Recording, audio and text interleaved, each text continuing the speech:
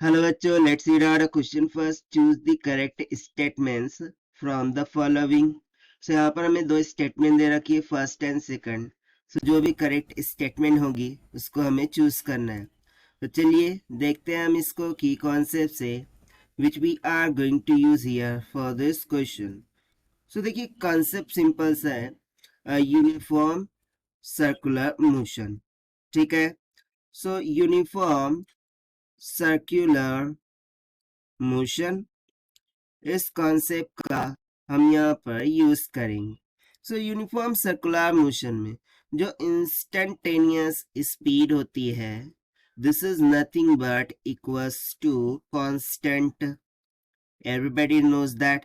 देखिए इस तरीके से क्या होता है, सर्कुलर मोशन होती है एंड लेट्स से कि इसका रेडियस क्या है r.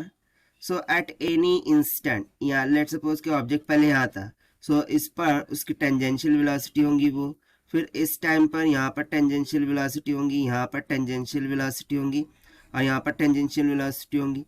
सो देखिए सर्कुलर मोशन में जो वेलोसिटी है या फिर इंस्टेंटेनियस स्पीड है वो तो कांस्टेंट है, बस उसका डायरेक्शन क्या होता है, चेंज होता है.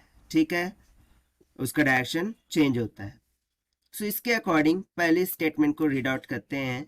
If speed of a body in a curved path is constant, it has zero acceleration.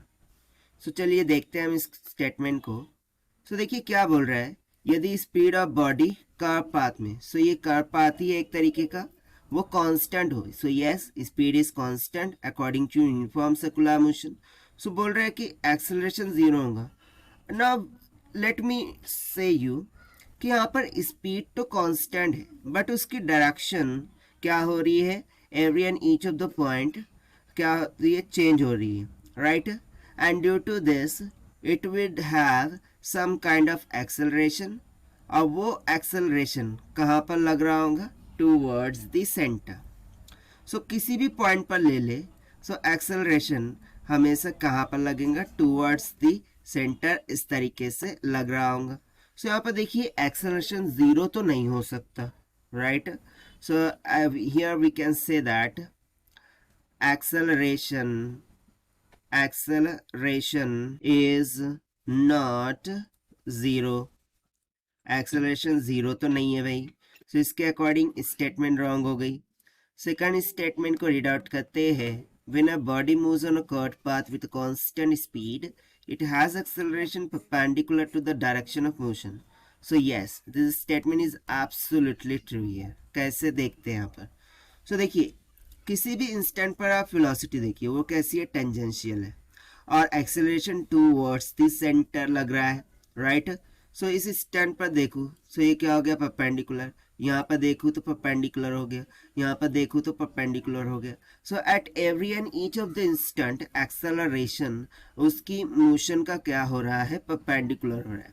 सो ये स्टेटमेंट तो एब्सोल्युटली करेक्ट हो गई.